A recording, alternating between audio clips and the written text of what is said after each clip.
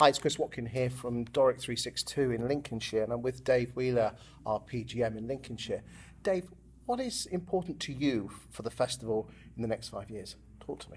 I think three things are really important for our festival. First of all, that we bring the province together and we're all united in a similar purpose. I think secondly, that we achieve the goal which we have agreed with the Masonic Charitable Foundation. That's fundamental to everything we do, because if we do achieve the goal, then the benefits of that to our community and to the province as a whole are tremendous.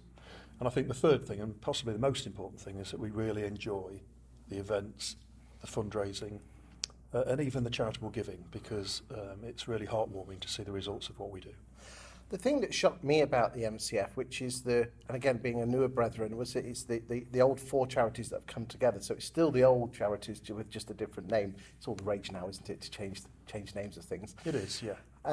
Is that they have given so much to Lincolnshire in the last few years. I mean, over £250,000 a year. I know, over the last 11 years consecutively. But for me, it's important we don't raise money to get that money back. And I think that's the tenet of every Freemason. We don't do it to get something back. We do it because we know it's going to go to a good cause or to help somebody who really needs it. The fact we have got more than we've put in back in our province, I think, is testament to several things. Our province in some areas is quite a difficult area, sometimes a deprived area, and those people do need help. I think we do have an ageing population in the county, and that's one of the focuses for the MCF. And I also think that we do feature well in the eyes of the MCF, because we are quite active and we do communicate with them quite regularly. What does it mean to you as the PGM that 72 Masonic families have been helped by the MCF I last just think year? that's a staggering figure. And isn't it great that... I mean, should it really be happening in today that you would expect Masons to be, where they shouldn't need charitable help? I don't agree at all. I think different circumstances affect different people. And when we join Masonry, we're all asked... Well, we're put at the northeast corner, aren't we? Exactly, and we're all asked to give according to our means. And I know from my own experience that some of the people who give the most to any appeal are the ones that probably can least afford it.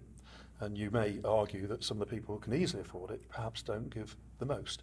So I think that people do need help.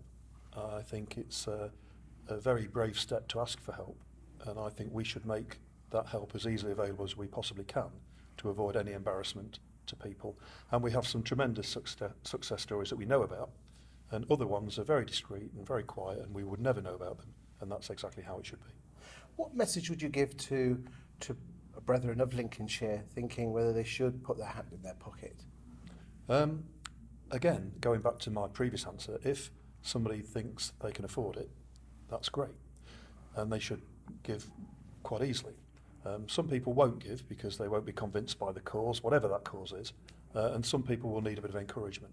But I would always say there are different ways of giving, and it's not necessarily giving you money. It could be a question of doing something or helping out with an event or just encouraging other people to get involved.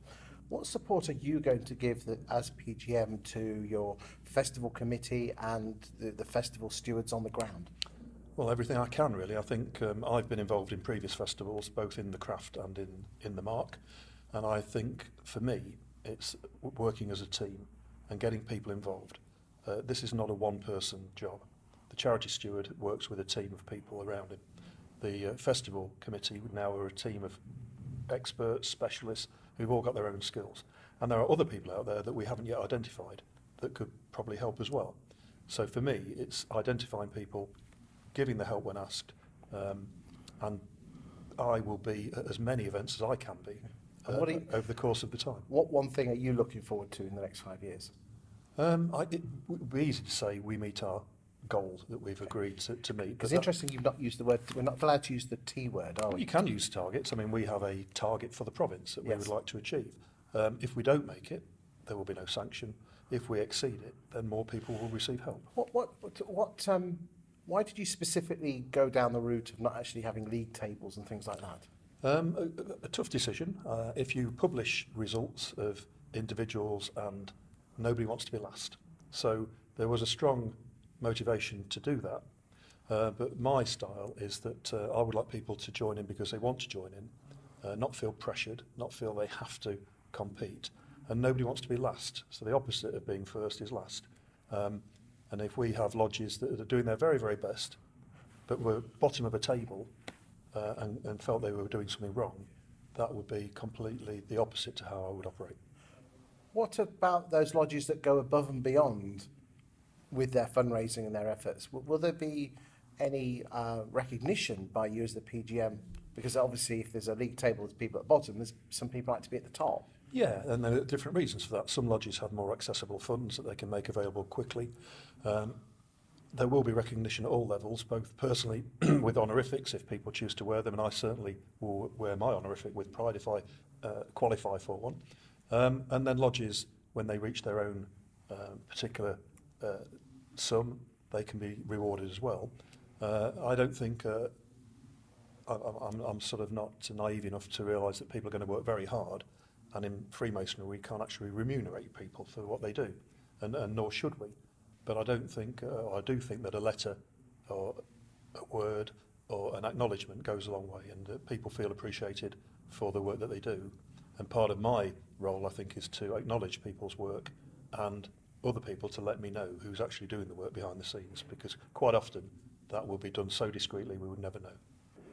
Dave, on behalf of the 3,300 individual Lincolnshire brethren going into festival, we look forward to you leading us, and let's see if we can hit that target expectation and help as many people as possible with our fundraising. I agree, and I'm really looking forward to it. It's a challenging time, but what a great time to be a Freemason in Lincolnshire. Thank you very much. Thank you.